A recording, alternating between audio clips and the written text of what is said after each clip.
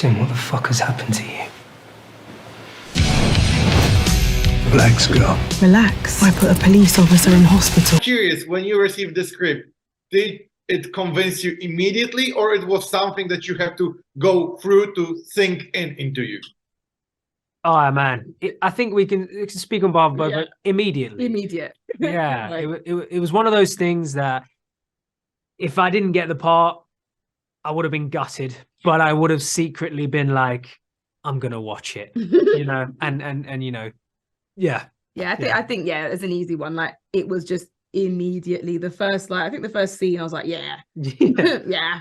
It's very you know, on the page. There's obviously a version of it that's on the page, which is great anyway. But definitely what the post-production team and director and everything have done since. I mean, just like it's more than we hoped. I was thinking that when you received the information, listen, guys, we are moving you from England to sunny Tenerife. You said, I'm in. I don't care what's on the pages. I'm in. Yeah, halfway through. Yeah, we're moving you to yes. Yes. Yeah. Yeah, that also played a good part in attracting us to the project. But no.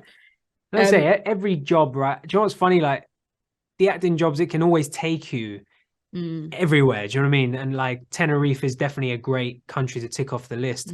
But I am, you know, my big dream now is to do a job in London, like in my home. Yeah. You know, because it always seems to take you away. Yeah, it's so funny that same thing. Like you kind of. It sounds very glamorous on the surface, like going to Tenerife, going to South Africa, going to like all these amazing places that you may not go to necessarily like in life, but it also is like still work. It's not a holiday. That's the thing. It sounds amazing, but you are working the vast majority of the time, and like me and Jack were working like 99% of the time. And I'm curious, when you were crafting your characters, I could see that there is a chemistry in your characters, but I can see that you have to play something different that we are actually seeing as the viewers. Because for your characters, for example, you're the leader and your lady is somebody that is coming on the joyride with you. She has to come with you because she's on the run. But we as the viewers can see that she's the brain of the operation. She's actually the one that is moving everything forward. And I'm curious, how is it from the actor point of view, not to sell it too hard, that to show that your character actually don't know what is going on?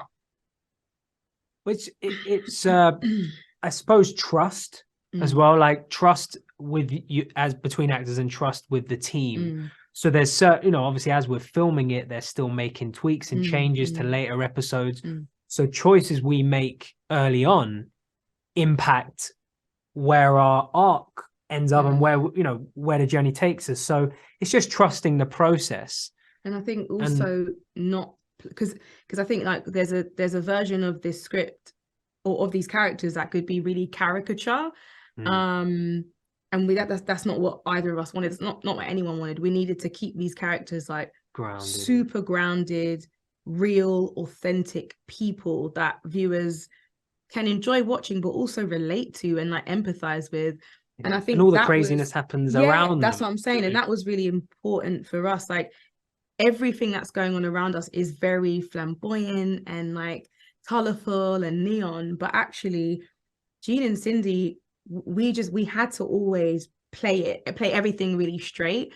And so, you know, obviously as actors, we know the story and we know what's going on in Cindy's head or in her past, but we couldn't play it like that. You know, no, I mean? There is a scene in the second episode when you're in the car and you're saying to him, "I love you," and he's like, "Of course you do." And I could see on your face like you were so close to smack him in the head, like to show him who's the boss. But that's just the bear. That's just what she does. As in, it's just me and Jack. Cindy exactly. Tahirah just at every scene just goes, I think I want to punch him in the head.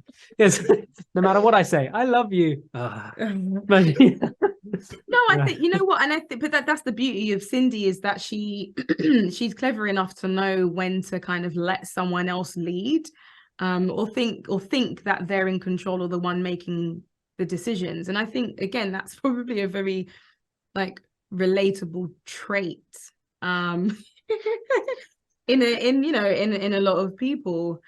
It just shows great intelligence. There you go. No, because I want to tell that when the story starts, we assume that she's there as a mistake, that she didn't want it to be on this place. But every episode is like peeling a fruit that you can see that there is more inside. That it's not a play of chance. There's an intention to everything, and I think it's nicely kind of drip fed throughout the series, and that's what viewers will find out. Mm-hmm.